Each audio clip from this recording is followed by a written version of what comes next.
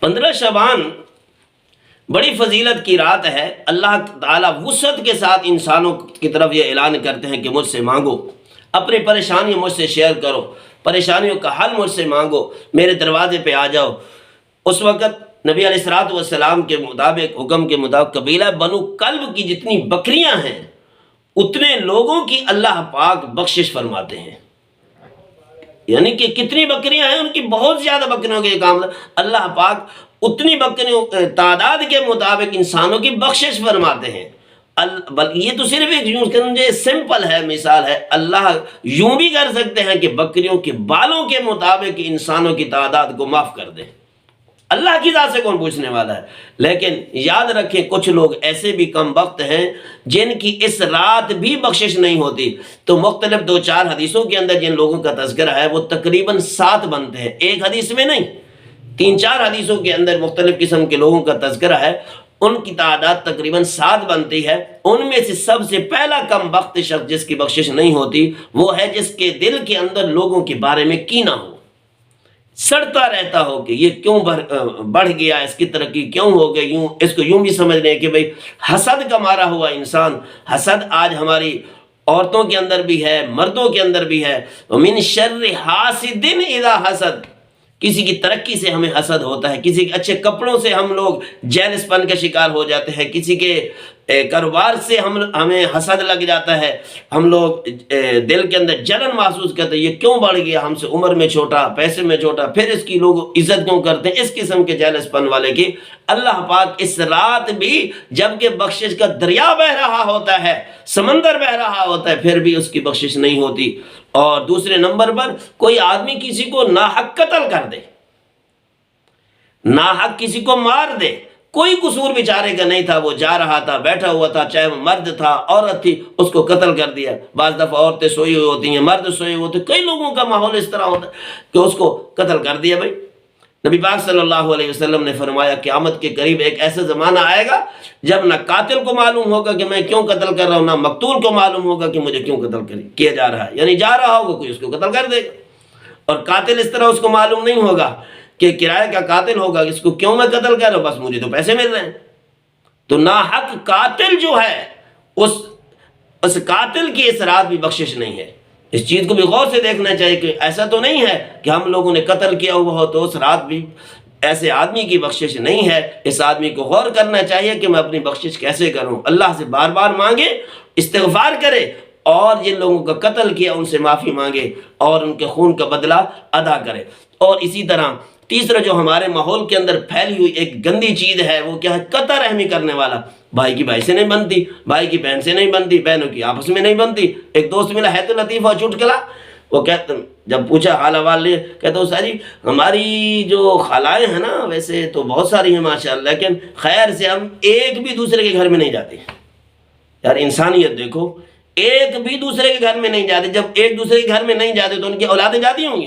کہتے ہیں ہم بھی جب اپنے کزنوں کے پاس جاتے ہیں، خالہ کے بیٹوں کے پاس کبھی کوئی کام ہوتا ہے تو باہر ہم بھی کھڑے ہو جاتے ہیں، ہم بھی ان کے گھر میں نہیں جاتے، وہ بھی ہمارے گھر میں نہیں آتے۔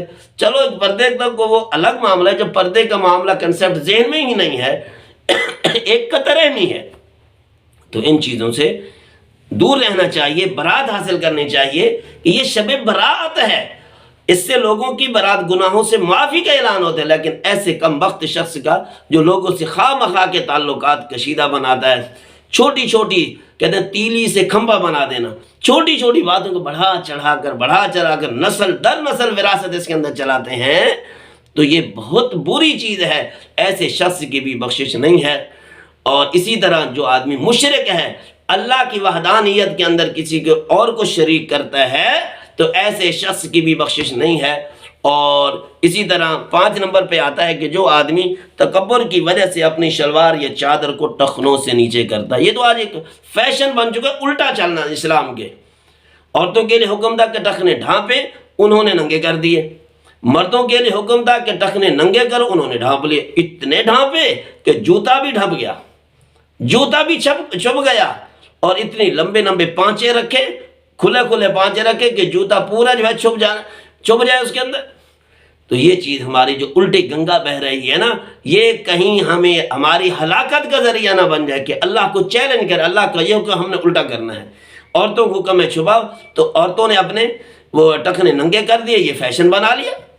اور اسی طریقے سے مختلف والدین کا نافرمان اس دور کے اندر، جس طرح نبی پاک صلی اللہ علیہ وسلم نے فرمایا کہ آخری دور کے اندر ایسا ہوگا کہ لوگ دوست کی بات تو مانیں گے لیکن ماں باپ کی بات نہیں مانیں گے، حالانکہ اسی کے گھر میں رہ رہے ہیں، پیدا اسی کے گھر میں ہوئے ہیں، بچپن سے لے کر جوانی تک ماں باپ نے خدمت کی۔